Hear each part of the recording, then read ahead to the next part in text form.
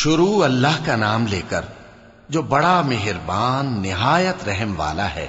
آسمان کی قسم جس میں برج ہیں، اور اس دن کی جس کا وعدہ ہے، اور حاضر ہونے والے کی اور اس کی جس کے پاس حاضر ہوتے ہیں، کہ خندقوں والے ہلاک کر دیے گئے، یعنی آگ کی خندقیں جس میں ایندھن جھونک رکھا تھا، جبکہ وہ ان کے کناروں پر بیٹھے ہوئے تھے اور جو ظلم وہ اہل ایمان پر کر رہے تھے ان کا نظارہ کر رہے تھے، اور ان کو مومنوں کی یہی بات بری لگتی تھی کہ وہ اللہ پر ایمان لائے تھے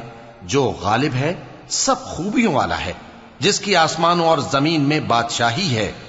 اور اللہ ہر چیز سے واقف ہے۔ جن لوگوں نے مومن مردوں اور مومن عورتوں کو تکلیفیں دیں اور توبہ نہ کی، ان کو دوزخ کا اور عذاب بھی ہوگا اور جلنے کا عذاب بھی، اور جو لوگ ایمان لائے اور نیک کام کرتے رہے ان کے لیے باغات ہیں جن کے نیچے نہریں بہ رہی ہیں، یہی بڑی کامیابی ہے۔ بے شک تمہارے پروردگار کی پکڑ بہت سخت ہے، وہی پہلی دفعہ پیدا کرتا ہے اور وہی دوبارہ زندہ کرے گا، اور وہ بخشنے والا ہے، بہت محبت کرنے والا ہے، عرش کا مالک، بڑی شان والا، جو چاہتا ہے سو کر ڈالتا ہے۔ بھلا تم کو لشکروں کا حال معلوم ہوا ہے،